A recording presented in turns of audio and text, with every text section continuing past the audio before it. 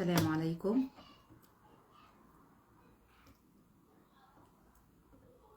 ننتظر شوية كده لما حد يدخل.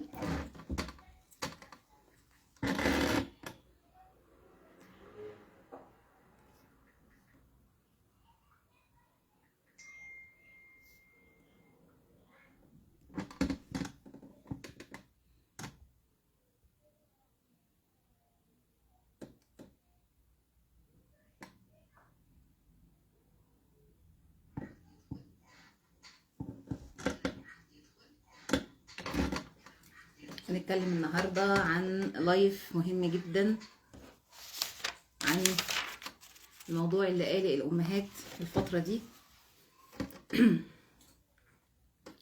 هنا كده لما الناس تبدأ تتجمع ونبدأ نتكلم إن شاء الله. واضح إن الاتصال بطيء، لو في مشاكل في الصوت قولولي أو في الصورة.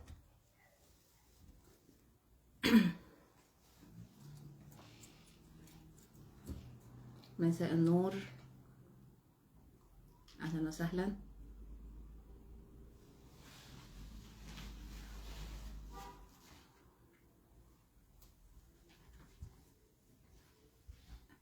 حد تاني يدخل معانا؟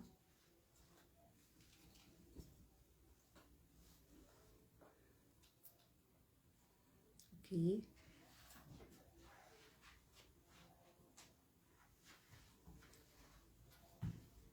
اهلا بيكم جميعا، اهلا وسهلا.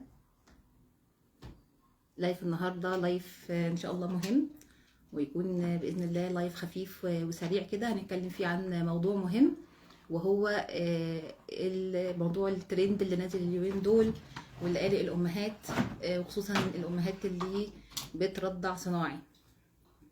يعني بس نظبط الاضاءه الاول، معلش.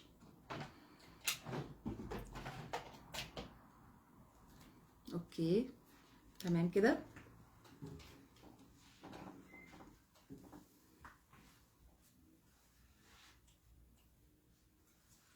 اوكي تمام. في الايام الاخيره مش عارفه نبدا. عليكم السلام ورحمه الله وبركاته، اهلا بيكي. في الايام الاخيره اعلنت يعني بعض من هيئات الغذاء والدواء في بعض الدول من ضمنها السعوديه، اعلنت عن سحب بعض التشغيلات المحدده من منتجات حليب الاطفال التابعه لشركه نسله. المنتجات دي نان والفامينو واس 26 جولد واس 26 التيما. السحب ده تم كاجراء احترازي. يعني ايه اجراء احترازي؟ يعني مفيش حالات مرضيه سجلت علشان يتم السحب، لكن السحب تم بس كاجراء احترازي من الشركه ومن هيئات الغذاء والدواء في بعض الدول. ليه تم السحب ده؟ تم عشان احتماليه وجود بكتيريا في بعض التشغيلات، تلوث بعض التشغيلات دي ببكتيريا اسمها الباسيلا سيريس. المشكله في البكتيريا دي ان هي بتصدر سموم بتسبب بعض الاعراض الهضميه عند الرضع، وخصوصا الرضع، لان الرضع بيبقى يعني مناعتهم ضعيفه شويه، فما بتقدرش ان هي تستحمل او تتعامل مع السموم دي. بيحصل ايه هي الاعراض الهضميه اللي ممكن تحصل؟ ممكن يحصل قيء شديد، ممكن يحصل اسهال، ممكن يحصل مغص، ارتفاع في درجه الحراره. المشكله ان السموم دي مش بتتكسر بدرجه الحراره، يعني حتى لو غليت اللبن تفضل السموم دي موجوده وممكن تاثر على الطفل. وده طبعا قلق امهات كتير اليومين اللي فاتوا، وجالي اسئله كتير عن الموضوع، فقلت اطلع لايف معاكم، لايف سريع نتكلم فيه عن الموضوع بسرعه واوضح لكم الموضوع. ولو حد عنده اسئله في اخر اللايف هرد على كل الاسئله. جهزوا اسئلتكم واكتبوها في التعليقات، وهرجع ان شاء الله لكل التعليقات في الاخر وهرد على كل الاسئله. تمام. زي ما قلنا ان السحب ده تم باجراء كاجراء احترازي. طبعا الامهات قلقت جدا، وكل اللي عنده بقى لبن في البيت بدا يدور ويبص على ارقام التشغيلات. لكن اللي طمنا ان مفيش الحمد لله حالات مرضيه سجلت، بس لمجرد بس وجود شك من الشركه ان حصل تلوث لبعض التشغيلات، مش كل التشغيلات، بعض التشغيلات حصل لها تلوث بالبكتيريا، فهم كإجراء احترازي منهم ومن الجهات الرقابية قالوا احنا هنسحب كل المنتجات من السوق. سحبوا المنتجات من دول كتير، يمكن 26 دولة أو أكتر، من ضمنهم طبعا مصر والسعودية وبعض دول الخليج وبعض الدول الأوروبية وبعض الدول الآسيوية كمان. بس اللي يطمنا ان هم مش كل طبعا المنتجات، هم الاربع منتجات اللي قلت لكم عليها في الاول، اللي هي نان والفامينو واس 26 جولد واس 26 التيما، ومش كلهم كمان، هم بعض التشغيلات. هحط لكم في الاخر بعد الفايل، بعد اللايف ما يخلص، هحط لكم صوره في الكومنتات بكل ارقام التشغيلات اللي نازله حديثا من لسه قائمه محدثه من هيئه الغذاء والدواء السعوديه، ولسه منزلينها، هبعتها لكم ان شاء الله في الكومنتات، فيها كل ارقام التشغيلات. طيب نعمل ايه بقى دلوقتي؟ الامهات اللي عندها لبن صناعي في البيت تعمل ايه؟ هتبص على اللبن اللي عندها، هتشوف اول حاجه اسم الشركه واسم النوع، لو هو يكون نسله وواحد من الاربع انواع، نان او الفامينو او اس 26 جولد او اس 26 التيما، وبعدين تقلب العلبه وتبص على رقم التشغيل او الباتش نمبر وتقارنوا ما بينه وما بين الليسته اللي هبعتها لكم ان شاء الله في الكومنتات بعد اللايف ما يخلص. طيب امتى نقلق لو لا قدر الله الطفل حسيتي ان هو بيرجع بطريقه مختلفه عن الطريقه العاديه اللي انت واخده عليها معاه، بيبقى في ترجيع شديد، في اسهال، في سخونه، في مغص، طبعا لازم في الحاله دي نتوجه فورا للطبيب، طبيب الاطفال اللي انت بتتابعي معاه. طيب انا لو لقيت اللبن اللي عندي نفس رقم التشغيله اللي نازله في الليسته، اعمل ايه؟ اتخلص من اللبن ده فورا.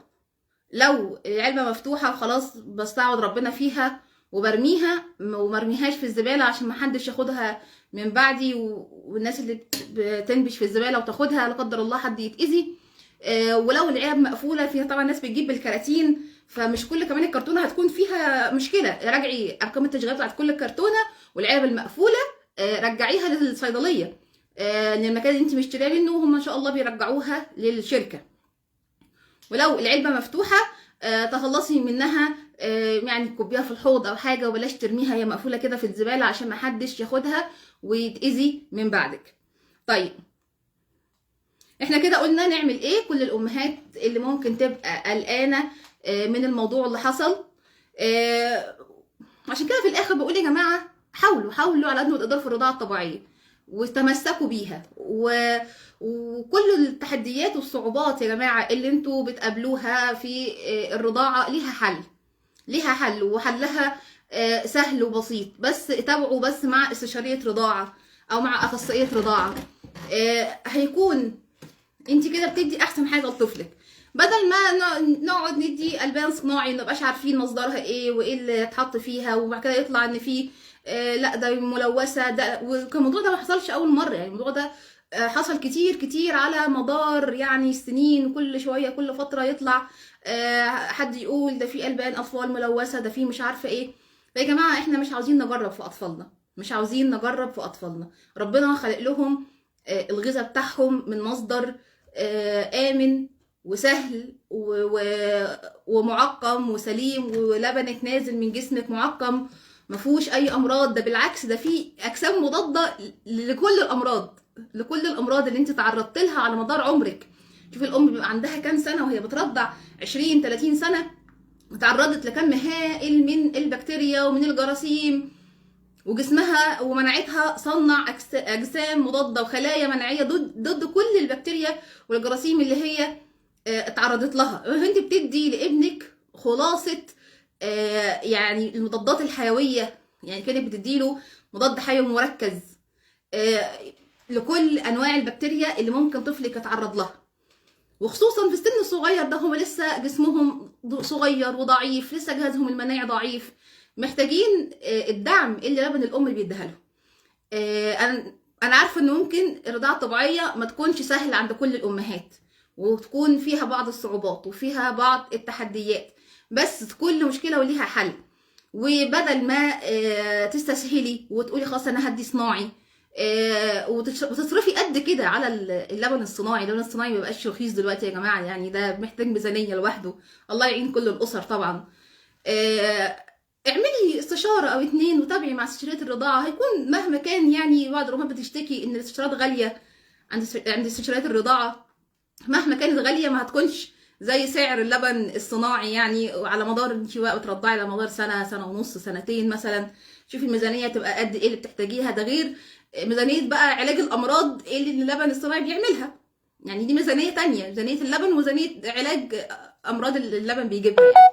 غير اللبن الطبيعي سبحان الله والرضاعه الطبيعيه، انت بتدي طفلك مناعه ضد الامراض بدل ما بتجيبي له امراض. فيا جماعه اتثقفوا ووعوا نفسكم، وده اللي احنا بنعمله. يعني ده اللي انا بعمله عندي مثلا على الصفحه، ومشكورين الزملاء كلهم والزميلات اللي بيتكلموا برضو في توعيه الامهات. يا جماعه يعني اتعبوا شويه ووعوا نفسكم شويه، واشتركوا في كورسات وخدوا دورات وثقفوا نفسكم، استثمروا في زياده وعيكم. علشان لما الواحد بيبدا صح يعني بيجنب نفسه الكثير والكثير من الصعوبات والتحديات اللي ممكن يمر بيها، عشان بدأ غلط وعمل غلطة معينة، فعشان يصلحها بياخد مجهود مضاعف عن ما هو لو كان تعب من الأول وبدأ صح. فده دورنا ان احنا بنوعي الأمهات علشان يعني تكون أم واعية وعندها معلومات موثوقة من مصادر موثوقة، من غير ما تكون خايفة، من غير ما تكون متشتتة. بناخد كده الأم، يعني أنا يعني مثلا نتكلم بالنسبة لي أنا يعني، وبالنسبه لصفحتي الحمد لله، وبالنسبه مثلا الكورس اللي بقدمه كورس امومه بلا قلق، بناخد الام من وقت ما تبقى حامل ونوعيها بكل المعلومات وعن الحمل والولاده والرضاعه الطبيعيه، وازاي تبدا رضاعه صح، وازاي تتجنب المشاكل، وازاي تولد اصلا ولاده ان شاء الله طبيعيه، او ولاده هاديه، ولاده ما فيهاش صعوبات، ما فيهاش تروما نفسيه، ما فيهاش صدمات. ازاي تتعامل مع مولود من الاول من البدايه، يعني تعامل صحيح برضه يجنبها الصعوبات اللي ممكن تمر بيها لو بدأت غلط. واحنا بناخد الام من بدايه ما تحمل لحد ما يعني تستقر هي والبيبي بسلام بعد الولاده كده ب3 4 شهور، ويكونوا هما الاثنين خلاص بقوا مستقرين في رحله الرضاعه بتاعتهم، والاتنين بقوا متمرسين وشاطرين. فده يعني بيجنبك الكثير فعلا من المصاعب اللي هتمر بيها، او ان انت تقعدي تاخدي نصيحه من هنا وتاخدي نصيحه من هنا وتجربي في ابنك مش حقل تجربه. ابنك مش حقل تجربه. احنا كلنا بنبقى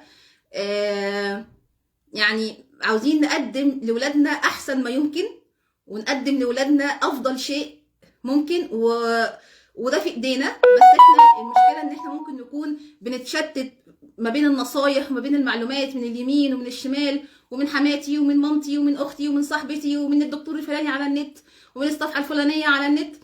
بتاخدي ممكن تكون المعلومات صحيحه بس متفرقه، وممكن تكون مش كلها بتنفع في كل الاوقات. فاحنا استثمروا. معلش يعني تمن اي دوره ولا تمن اي كورس ممكن تشتركوا فيه ممكن يكون بتمن طقم لبس بتشتروه، ولا تمن اكله جاهزه بتجيبوها من بره. ان شاء الله احنا هنبدا راوند جديد من كورس امومه بلا قلق يوم الاحد اللي جاي. ونفسي صراحه نفسي كل الامهات تشترك، كل الامهات تتوعى، وكل الامهات تبدا صح، كل الامهات تمر برحله امومه هاديه وواعيه، ويبقوا كده واثقين من نفسهم وواثقين من قراراتهم، وداخلين كده الامومه بقلب جامد، مش داخلين خايفين ولا داخلين مستنيين معلومه من هنا ولا نصيحه من هنا ولا حد يعدل عليها من هنا. لا يا جماعه يعني معلش، استثمروا في حياتكم وفي امومتكم وفي اولادكم. وانا عارفه انكم كلكم اكيد عاوزين ان تقدموا احسن شيء لاولادكم.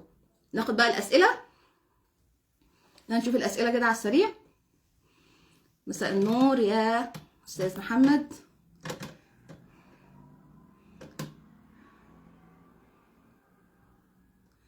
اوكي. استاذه موزان، انا عامله ربط عنق رحم الولاده، ربط عنق الرحم، الولاده طبيعيه ولا قيصريه بتكون. الحالات اللي هي فيها يعني الحالات اللي بيكون فيها يعني عاوزه تدخلات طبيه، طبعا بيكون الطبيب المعالج اللي انت متابعه حالتك معاه من البدايه هو بيكون اصلح واحد ان هو يقول لك القرار الطبي. يعني ما تاخديش قرار طبي من على النت ولا من لايف ولا من صفحه هنا ولا هنا. مهما كان شطاره الدكتور اللي موجود على اللايف ولا موجود في قناه ولا بتاع، ما هيكونش هو ما عندهوش ايه الهيستوري بتاعك ولا حالتك المرضيه من الاول. بس دورك انك تعملي ايه؟ انك تدوري على دكتور يكون داعم للفكره اللي انت عاوزاها. انت والله بتدوري على ولاده طبيعيه، فتدوري على دكتور ولاده طبيعيه وداعم للولاده الطبيعيه علشان يديك المعلومه الصحيحه، ويكون بنفس تفكيرك ونفس اتجاهك. تمام. وهنتكلم ان شاء الله عن الموضوع ده بالتفصيل في الفيديوهات اللي جايه.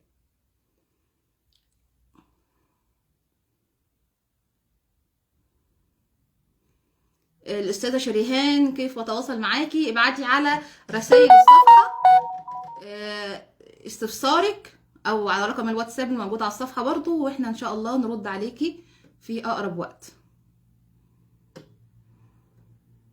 دكتور استاذه سوار، دكتوره انا حامل 38 اسبوع و3 ايام، كيف احفظ الطلق الطبيعي؟ ما عنديش اي علامات. طيب خلينا يعني نرد رد سريع عن الموضوع ده، ان بيجيلي كتير. مش لازم يجيلك علامات خالص، ولا في اول التاسع ولا في نص التاسع ولا حتى في اخر التاسع. الولاده ممكن تبدا كده من غير اي علامات. مش شرط ان ما عنديش علامات يبقى انا مش هولد طبيعي. الولاده ممكن تبدا على غفله، ممكن تبدا في خلال يوم يومين تلاقي الاعراض ورا بعضها ورا بعضها. ايه الاعراض اللي ممكن تجيلك تقولي ان انت داخله في ولاده؟ بدايه طبعا الانقباضات، بدايه مغص، تحجير البطن، الم اسفل البطن، نزول مثلا السداده، نزول ميه البيبي.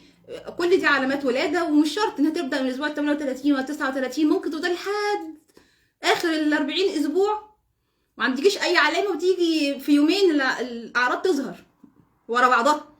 ممكن تولدي في يوم واحد، مفيش مشكله. انا كان معايا لسه حاضره ولادتها من اسبوع تقريبا. ما شاء الله هي ولدت في خلال 5 ساعات. يعني هي كانت طبيعيه خالص، ما عندهاش اي اعراض وما عندهاش اي انقباضات ولا مغص ولا اي شيء. وفي خلال هو اليوم من اوله على خلال 5 ساعات كانت ولدت.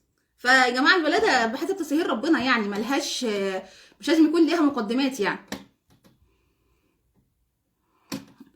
شكرا شكرا، تسلموا تسلموا. بدور على بقيه التعليقات.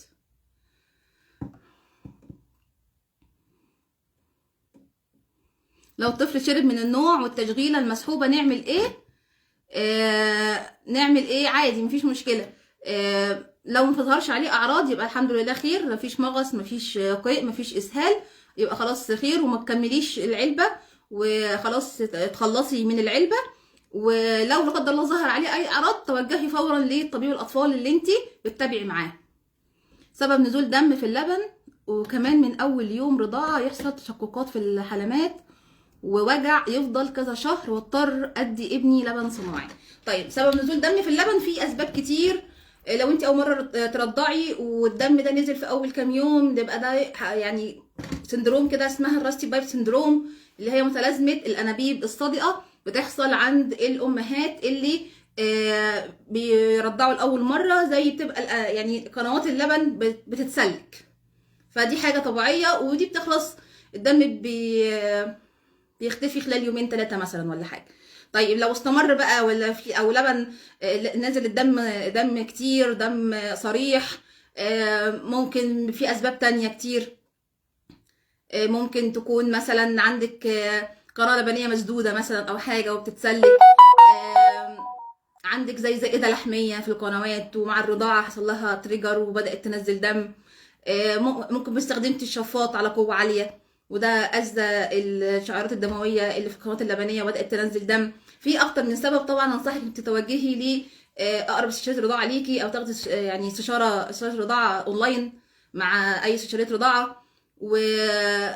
وعموما يا جماعه الدم لو انت ما عندكيش امراض منقوله بالدم زي مثلا فيروس سي، التهاب الكبد الوبائي فيروس سي، او مثلا الايدز لا قدر الله، او الحاجات دي، فان شاء الله اللبن امن. يعني لبن امن، حتى لو في بعض نقط الدم مفيش مشكله، ده لا يمنع الرضاعه، عادي رضعي ابنك مفيش مشكله.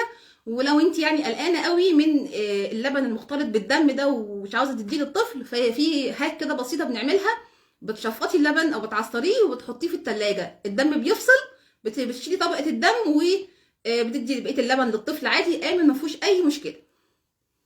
سبب التشققات يا حبيبتي استاذه ريماس، سبب التشققات الالتقام الخطا، الالتقام السطحي، هو عم ماسك الحلم وعمال يعضعض فيها ما بين اللثتين، فطبعا لازم تتعور.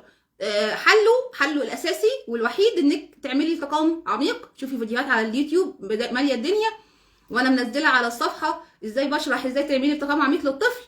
جربي مره واتنين، محتاجه ممارسه، محتاجه تدريب مره واتنين لحد ما الطفل يتعلم ان هو يلتقم التقام عميق. تمام.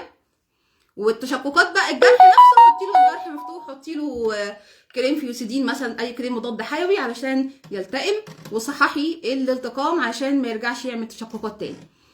استاذه ياسمين، السلام عليكم دكتوره، انا عندي انيميا وفي الاسبوع 39 يوم اخاف يصير معي نزيف، شو تنصحيني؟ وشكرا. انصحك طبعا انك تظبطي الانيميا، اهم حاجه. ممكن لو هتاخدي مثلا حقن حديد او حاجه، لازم تظبطي الانيميا، ومش هيحصل معاكي نزيف ولا حاجه، ما تقلقيش. بس هو الاساس ظبطي الانيميا، لانك انت داخله على يعني ولاده وكده، فلازم يكون يعني نسبه الحديد عندك مظبوطه. هل لازم اعمل تحاليل للطفل عشان اتاكد ان ما حصلوش حاجه من الحليب؟ لا، لو ما ظهرش اعراض عليه خلاص، ما ظهرش اعراض مفيش تحاليل ولا حاجه ان شاء الله. ينفع نوقف الحليب الصناعي ونرجع للطبيعي ولا خلاص ما ينفعش؟ طبعا كل شيء ممكن. احنا يا جماعه امهات الكفاله اللي ما حملوش وما ولدوش بنخليهم يرضعوا ببعض يعني بروتوكول معين بنمشي معاهم بيه، بروتوكول تشفيط مع بعض الادويه، اللبن بينزل لهم، هما ما حملوش، فبالك انت حملتي وولدتي، اللبن عندك موجود وجسمك جاهز للرضاعه. لو عندك اي صعوبات روحي شريط رضاعه، بتظبط لك الدنيا وتمشي معاها بروتوكول. ممكن يا جماعه البروتوكول مش سهل، مش سهل، محتاج مجهود، بس في الاخر انت عاوزه تقدمي لطفلك احسن شيء في الدنيا، عاوزه تقدمي له افضل شيء. الغذاء اللي انت بتغذيه له اول سنتين من عمره هيفضل مستمر معاه وفي بناء جسمه لحد ما يبقى رجل بالغ كبير، هيأثر على صحته، بيأثر على ذكائه، بيأثر على مناعته، بيأثر على دماغه، بيأثر على كل شيء. فاحنا اول سنتين دول يعني مهمين جدا. هتتعبي فيهم بس كله في ميزان حسنات الامهات باذن الله. وفي الاخر احنا عاوزين نقدم لاولادنا احسن شيء، وكل حاجه دلوقتي العلم اتقدم، كل المشاكل ليها حلول، وعادي ينفع حتى لو انت بطلتي بقالك فتره، ما رضعتيش بقالك فتره، ممكن ترجعي ترضعي تاني ونعمل اعاده ارضاع، والموضوع سهل باذن الله. اللسان المربوط نسمع عنه يا دكتوره انه في مشكله مع الرضاعه. ايوه صحيح، اللسان المربوط احيانا بيمنع الطفل ان هو يعرف يلتقم التقام صحيح، فبيلتقم التقام سطحي، ما يعرفش يرضع كويس، ويعور كمان فالام كمان تتألم من الرضاعه، زي الاخت اللي بتسال فوق وتقول ايه خلاص انا هديله صناعي انا مش قادره اكمل. فلا يا جماعه، اللسان المربوط مهم انكم تعالجوه، مهم. بتروحي للدكتور او برضه استشاره الرضاعه، بتشوف هل اللسان المربوط ده يعني مربوط بشكل يعطل الوظيفه. لو بيعطل وظيفه اللسان كمان كمان بيأثر على مخارج الحروف بعد كده، خلي بالكم، مش بس الرضاعه، فمهم ان انتوا تعملوه. لو اكتشفتي ان ابنك عنده لسان مربوط عالجيه باسرع وقت. السلام عليكم دكتوره، تحياتي ليكي من المغرب، انا اخر دوره عندي 8 ابريل. لسه ايه؟ مش صراحه مش فاهمه التعليق بتاعك، لو توضحيه اكتر. استاذه ريماس، اوقات لما الطفل بياخد صناعي بيرفض ثدي الام ويفضل يعض جامد ويسيب ويفضل يعيط لغايه ما ياخد الببرونه تاني، دي مشكله كبيره قوي. صحيح ده بيحصل، وفي خطوات كتير نعملها مع الطفل تحببه تاني في في صدر مامته وتحببه تاني في الرضاعه الطبيعيه. ومش معناها ابدا ان انا امنع الببرونه عن الطفل وامنع اللبن الصناعي عن الطفل واجوعه واعذبه، لا احنا مش بنجوع الطفل ابدا، بس في خطوات بنمشيها. كل حاجه في الدنيا ليها خطوات، كل مشكله وليها خطوات للحل. لازم تاخدي الخطوات كامله على بعضها، ما ينفعش تعملي خطوه وتسيبي التانيه. فلا محتاجه تاخدي استشاره مع استشاريه رضاعه، وهي هظبط لك الدنيا دي كلها وهتقول لك ايه الخطوات بالترتيب، لان هي مجموعه خطوات على بعضها.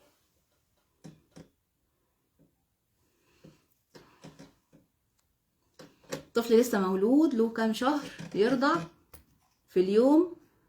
كم مره يرضع في اليوم؟ ولا رضعه وهو نايم ولا النوم افضل له؟ طيب ليه شهر، يعني طفل عمره شهر المفروض يرضع من 8 ل 12 مره في اليوم. 8 مرات 12 مره في اليوم، يعني بمعدل كل ساعتين ل3 ساعات بالكتير. اصحيه ولا اخليه نايم؟ في اول شهر بالذات صحيه كل 3 ساعات. ليه؟ عشان بنخاف من الصفر، بنخاف من الصفرة تعلى عليه. فلا خصوصا في اول يعني اسبوعين 3 بعد الولاده، اول شهر صحيه كل 3 ساعات بالكتير، رضعيه علشان نحميه من موضوع الصفرة. وكمان عشان مخزون اللبن عندك يعني يتبني. انت لسه في اول شهر ده لسه بتعملها، مخك بيظبط يعني كميه انتاجيه اللبن اللي عندك. فاحنا عاوزين نقول له لا، احنا عندنا بيبي نشيط بيرضع كل ساعتين، بيرضع كل 3، وهتعطي كميه لبن كبيره. لما تاخري فانت كده بتقولي لمخك انا مش عاوزه لبن، انا يعني عاوزه كميه قليله بس تكفي كده كم مره في اليوم. 8 ابريل لسه مولدت دكتوره، كام عندي من شهر؟ انا متاسفه يا ام عفراء، فعلا انا مش عارفه افهم الكومنت بتاعك. الرضيع المفروض ينام كام ساعه؟ الرضيع المفروض يعني بتختلف. اول مثلا شهر بينام 20 ساعه مثلا، من 18 ل 20 ساعه. طبعا متقطعين، بيسعى في النص يرضع وينام. بعد مثلا الشهر التاني يبقى 18 ساعه، الشهر التالت تبقى 16 ساعه، ويفضل كل ما يكبر كل ما عدد ساعات النوم في اليوم بتقل. تمام كده؟ حد عنده اسئله تاني؟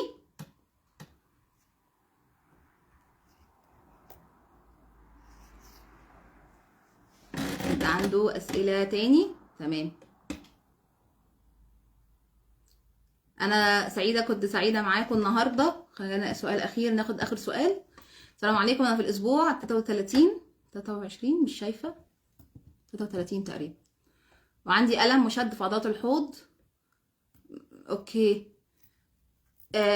عندك الم وشد في عضلات الحوض، ده طبيعي، ده طبيعي بيحصل في اواخر الحمل. هرمون الريلاكسين بيعلى، وهرمون الريلاكسين ده بيعمل ريلاكسيشن او بيعمل تمدد وارتخاء في الاربطه بتاعه المفاصل كلها، ومن ضمن طبعا اربطه الحوض علشان الحوض يوسع ويساعد على مرور البيبي وان هو يمر من جواه. فطبيعي انك انت بتحسي زي الم في عضلات الحوض. طبعا تقل البيبي، انت في 33 يعني دخلتي الثامن. طبعا تقل البيبي بيبقى فيه ضغط جامد على عضلات قاع الحوض، فطبيعي انك تحس بكده. انصحك بالتمارين التمدد، الاسترتشات، تقعدي على الكوره، تعملي سكوات، تتمشي. الحاجات دي كلها بتقلل الشد شويه على العضلات، بتقلل الالم.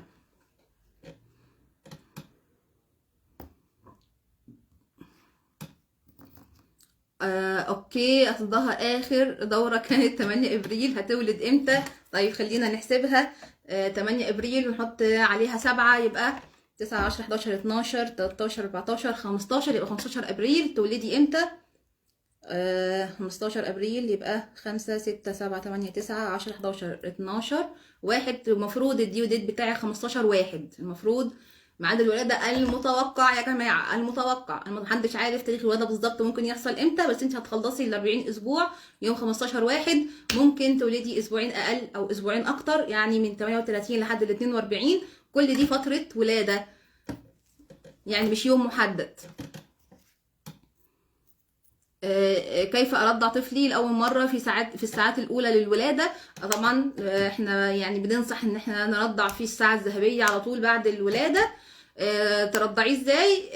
عادي، لو معاكي مثلا نيرس في المستشفى، معاكي اخصائيه رضاعه طبعا المستشفى جايالك او حاجه، هتساعدك ان انت تعرفي تمسكيه صح اهم حاجه ان انت تحاولي تعملي التقام صحيح من الاول، تخلي الطفل يفتح بقه على الاخر وما تخليهوش يمسك الحلمه بس.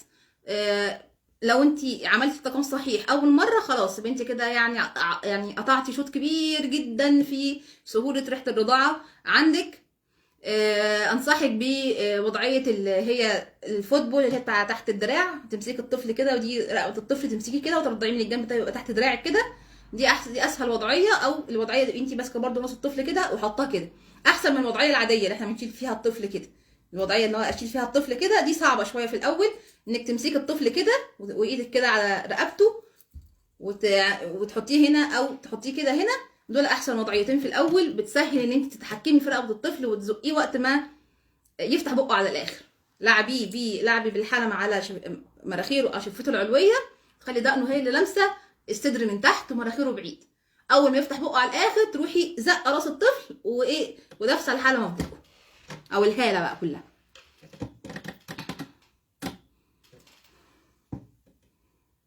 ممكن اصوم رمضان وانا في التاسع، حسب برضه، يعني حسب انت عندك فيتامينات كويسه، الحديد عندك كويس. بس هي المشكله في الصيام يا جماعه قله الميه.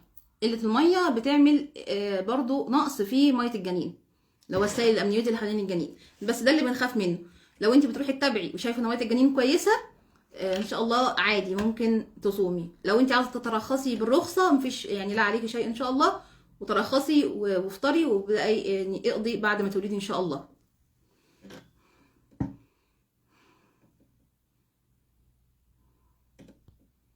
كده تقريبا كل الاسئله خلصت. اتمنى يكون اللايف فاتكم، وعاوزه افكركم ان راوند الكورس بتاع امومه بلا قلق هيبدا يوم الاحد. سعره يعني بسيط جدا، انا عامله عليه خصم كبير تسهيلا على الامهات. بقدم كمان ان هو ممكن الام لو يعني عاوزه تقسم الاشتراك على مرتين مفيش مشكله. ليه؟ ان انا فعلا حابه ان كل الامهات تستفيد وتعيش تجربه امومه هاديه وتتبسط مع طفلها، احسن ما تبقى كل رحله الامومه كلها مشاكل وصعوبات وعلاجات يا جماعه ابداوا صح، ابداوا صح، هتستفادوا وهترتاحوا وهتتبسطوا وهتحسوا باستمتاع بالامومه، احسن ما تكون الامومه دي يعني حاجه مقلقه او متعبه او مزعجه ليكم. اتمنى يكون اللايف فاتكم، واشوفكم على خير باذن الله في لايفات تانية بقى باذن الله قريب. يلا سلام عليكم.